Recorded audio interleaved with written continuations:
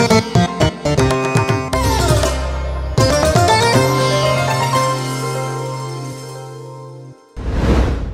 প্রিয়জনেরা, প্রভু যীশু খ্রিস্টের নামে সকলকে জানাই অভিনন্দন।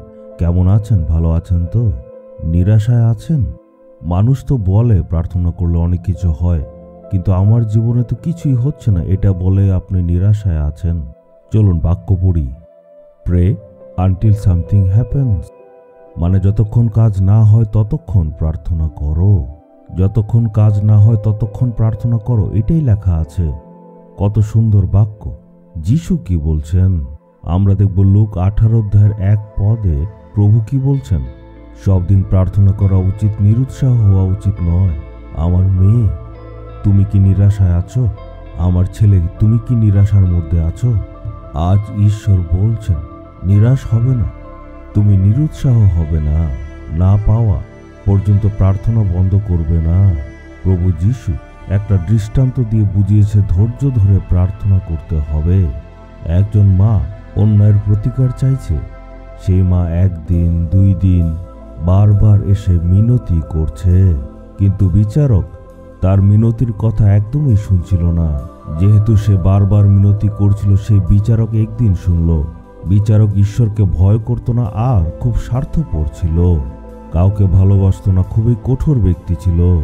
যে কোনো মানুষ এসে মিনতি করুক, সে কিন্তু কারোর কথাই শুনত না।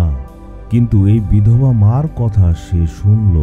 সে ভাবল, এই মহিলা বারবার আমার কাছে আসছে, আমার তো তাকে সাহায্য করার কোনো ইচ্ছা নেই, কিন্তু কি করব, সে বারবার এসে বিরক্ত করছে, ঠিক আছে আমি করে দেই। তারপর যিশু বললেন, এই বিচারক খারাপ হওয়ার সত্ত্বেও যদি সে বিধবার ধৈর্যের কারণে তার উত্তর দিতে পারে, তাহলে আমি তো নিশ্চয়ই উত্তর দেব।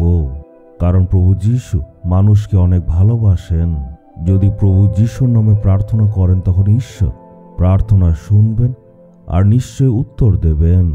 ঈশ্বর কি চান? যাতে আপনি বারবার বারবার প্রার্থনা করেন।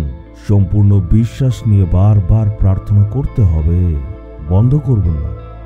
আমাদের এই সেবা কেন্দ্রে 1978 থেকে এই পৃথিবীর জাগৃতির জন্য আমরা প্রতিনিয়ত প্রার্থনা করেই যাচ্ছি, কিন্তু এখন পর্যন্ত পুরোপুরি পরিবর্তন দেখতে পাচ্ছি না। কিন্তু আমরা নিরাশ হয়ে যাইনি, এখনো করছি। এখন আস্তে আস্তে কিছু পরিবর্তন দেখছি। এখন দলে দলে লোকেরা পরিত্রাণ পাচ্ছে। 45 বছর ধরে প্রার্থনা করছি, ফল এখন আস্তে আস্তে আসছে। মানে আমাদের আরো প্রার্থনা করতে হবে, হাল ছাড়লে হবে না। উদ্ধারের জন্য প্রার্থনা দরকার, নিজের স্বামীর জন্য, নিজের স্ত্রীর জন্য, আপনার সন্তানদের জন্য, সেবা কাজের জন্য, মণ্ডলীর পরিবর্তনের জন্য প্রার্থনা, আপনার গ্রাম, আপনার শহরের জাগরণের জন্য প্রার্থনা করুন।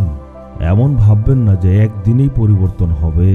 উত্তর পাওয়া পর্যন্ত প্রার্থনা করুন। ঈশ্বর এটাই বলছে। আপনি পরিবর্তন দেখবেন, ঈশ্বর নিশ্চয় নিজের কাজ করবেন। এমনও হতে পারে আজকেই ঈশ্বর প্রার্থনার উত্তর দেবেন। এটা ঠিক যে ঈশ্বর নিশ্চয় আপনার প্রার্থনাকে দেখছেন, তাই নিরাশ হবেন না। যতক্ষণ না উত্তর পাচ্ছেন ততক্ষণ প্রার্থনা করতে থাকুন। প্রভু আপনার এই সন্তানের প্রার্থনা আপনি শুনেছেন, তাদের নিরাশা দূর করুন। উত্তর পাওয়ার জন্য আপনি তাদের অনুগ্রহ দান করুন, তাদের জীবনে ন্যায় করুন। তাদের জীবনে আশ্চর্য কাজ হবে, তাদের জীবনে আপনি পরিবর্তন আনুন। প্রভু যিশুর নামে আমেন, আমেন।